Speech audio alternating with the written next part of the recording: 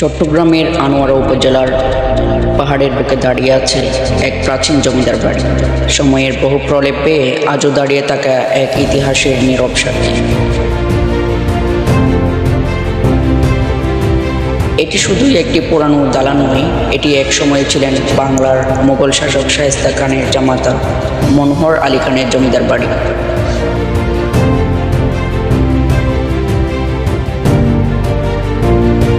এক রাজকীয় উত্তরাধিকারের স্মৃতি এখন নিঃশব্দে কথা বলে, দেয়াল ভেদ করে পৌঁছে দেয় আমাদের অতীতের কাছে। শত বছর ধরে দাঁড়িয়ে থাকা এক নিঃসঙ্গ প্রাসাদ, যার দেয়ালে জমে আছে ইতিহাস, মুঘল গৌরব আর হারানো অতীতের কাহিনী। এটাই মনোহর আলী খানের জমিদার বাড়ি, শায়েস্তা খানের জামাতা, বাংলার এক অভিজাত উত্তরাধিকার।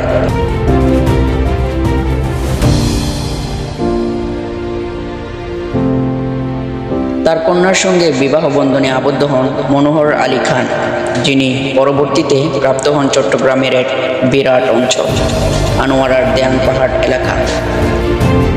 পাহাড়ের উপর গড়ে তোলেন রাজকীয় এক জমিদার বাড়ি, যার নকশায় ছিল মুঘল রীতি, যার অভ্যন্তরে ছিল প্রশাসন, শিক্ষা ও কৃষ্টির মিলনস্থল। এখান থেকেই পরিচালিত হতো বিচার, রাজস্ব, গণমানুষের সেবা। পাথরের তৈরি সিঁড়ি বেয়ে উঠলে দেখা যেত খিলানযুক্ত বারান্দা, মোটা ইটের প্রাচীর আর উঁচু গম্বুজ। সত্যি এই জমিদার বাড়ি ছিল চট্টগ্রামের বুকে এক টুকরো মুঘল দরবার।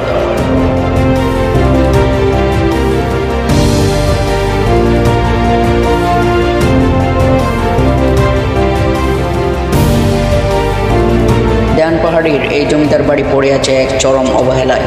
যুগ জঙ্গলে ডেকে গেছে প্রবেশ পথ, প্রাচীন ইটের গাঁথুনি ভেঙে পড়েছে ধীরে ধীরে।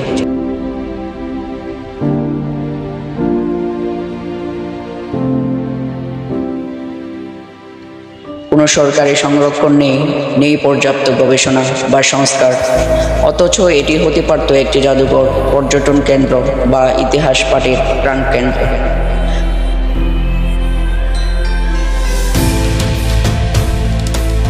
প্রজন্মের পর প্রজন্ম হারিয়ে ফেলছে এই স্বর্ণযুগের স্পর্শ। মনোহর আলী খানের জমিদার বাড়ি কেবল ইট পাথরের ধ্বংসাবশেষ নয়, এটি বাংলার এক হারিয়ে যাওয়া রাজকীয় উত্তরাধিকার।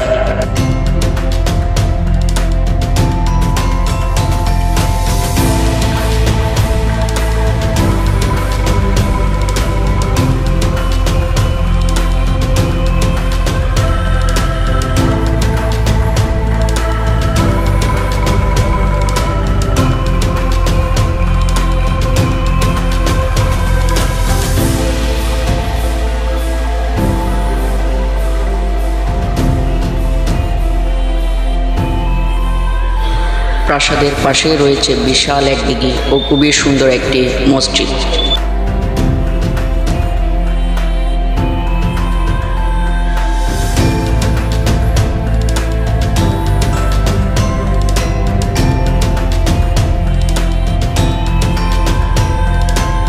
মসজিদটি 3 গম্বুজ বিশিষ্ট, যা মুঘল স্থাপত্যশৈলীর একটি চমৎকার নিদর্শন।